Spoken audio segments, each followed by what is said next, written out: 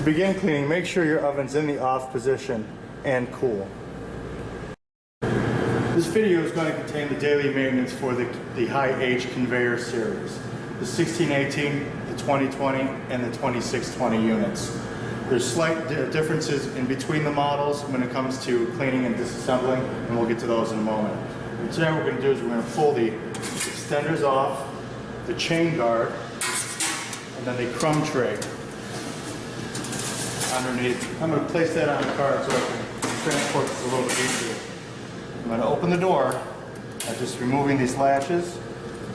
It's going to come out, lift straight off. Then I'm going to pull my jet plates out. Now it doesn't matter which order you pull them out or where they go because they are interchangeable, top and bottom.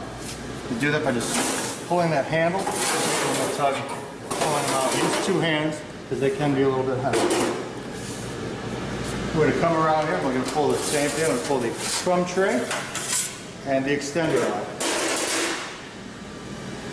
Then pull the last chain guard out.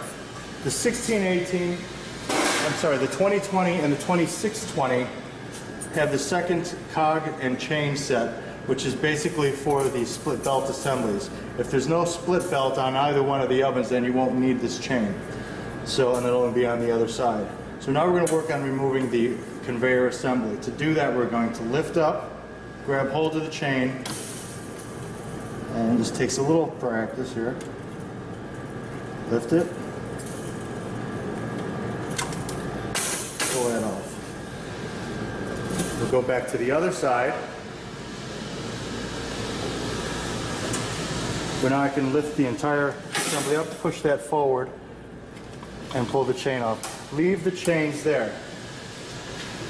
Grab the unit with both hands and pull out. And place on the cart to be cleaned.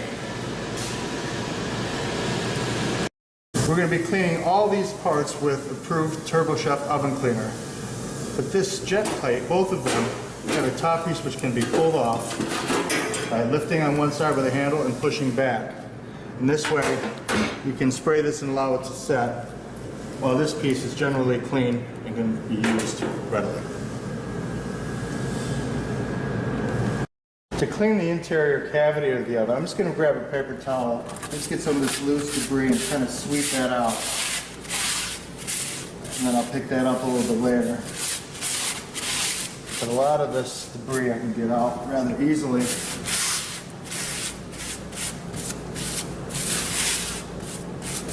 Okay. Then I'm going to take my Turbochef oven cleaner and a wet towel and spray the oven cleaner directly onto the towel.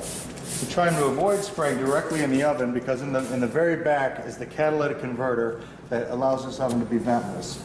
So I'm going to place this on and let this soak in for about 5 minutes. Use more if necessary. Try to avoid getting any on the catalytic converter. Top and bottom, and even in the back wall above where the catalyst is. You can see how well it starts working. Make sure you wear protective gloves, and you may want to put a mask on if the fumes a little bit too much. So we'll let that rest 5 minutes, then we'll come back in and scrub.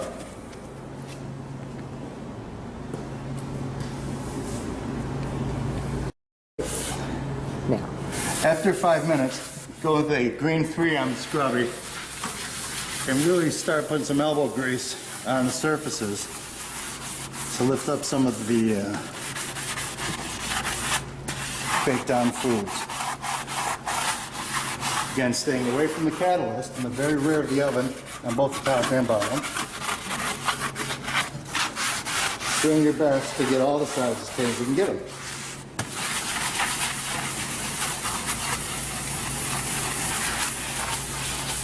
And that looks pretty good.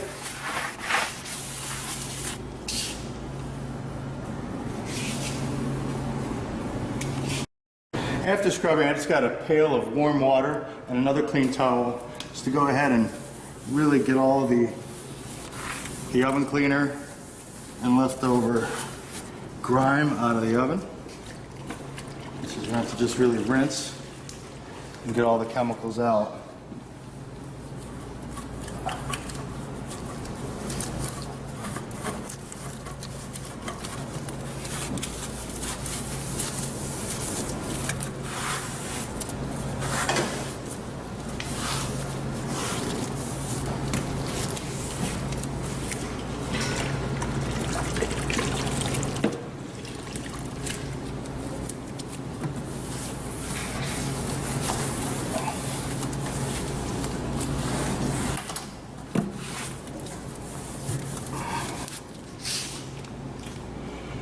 Now do the same to all the parts in the back, taking each of the jet plates, scrubbing them as well as the belt. I'm rinsing that with a dish hose, and then we're ready to reassemble. Prior to reassembly, we recommend you taking a clean rag and Turbochef oven guard and spraying liberally on the towel and again covering all surfaces. This will make it easier for you to clean it next time.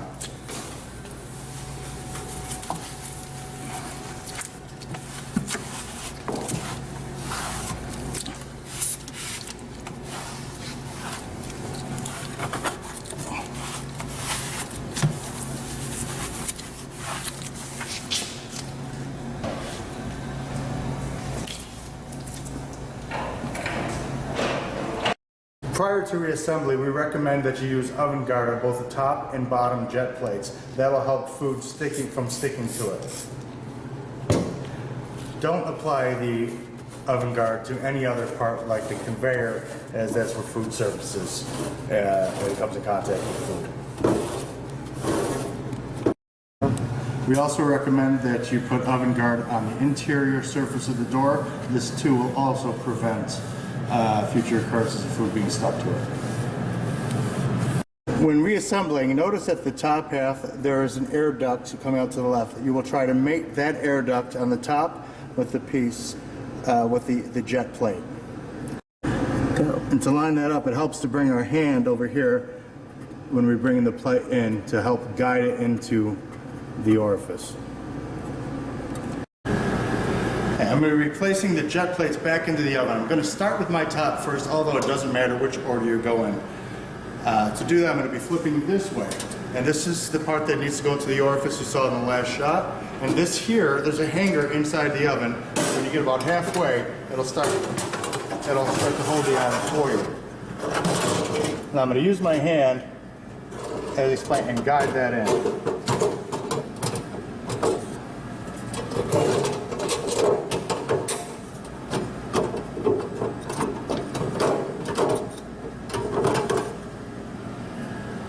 Once it's seated, and these are flush with the front, take this and over the sleeve here, and you're just going to press that into place to lock it.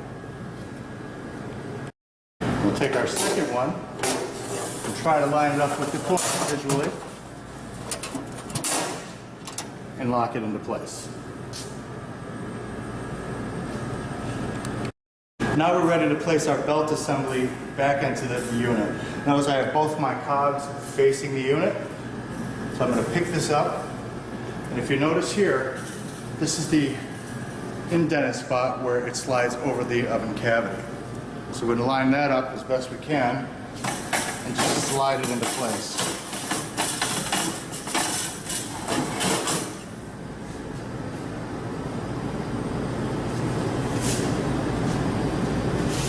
To connect the chains, we're going to start with the right-hand side. And we're going to lift this up and push that forward a little bit. We're going to pull it back so it seats. Now we're connected.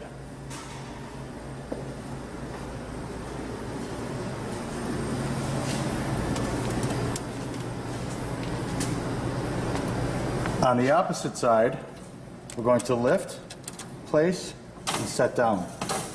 Now the belt is connected and ready to operate.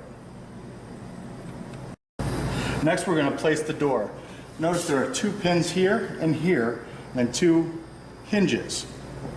A little tricky, but you have to place them so that they rest over. and slide into place.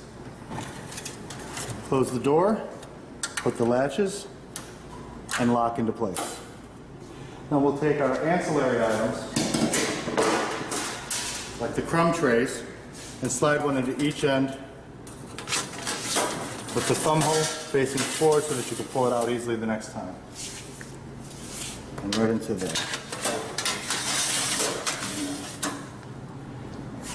Next are our two chain covers. There's one that is much larger. It looks like this. This is going to be the left-hand side if you're looking at the oven. This groove here slides over the conveyor and slots in perfectly in seats. On the right-hand control side, this one here also feels the same way, but also has a little bit of a nipple on the end here. This will place over on the conveyor side, slide in, and that nipple seats right there in that notch. Next, we're going to place our two extenders on. These here just slide right over. Those two ears flip. And the same thing on the opposite side.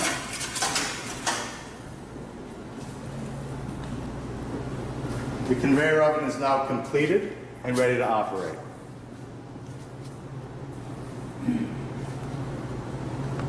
As part of your daily maintenance, in the rear of the oven there are two filters, one on each side, that simply lift out and can be hosed off, dried, then reinserted.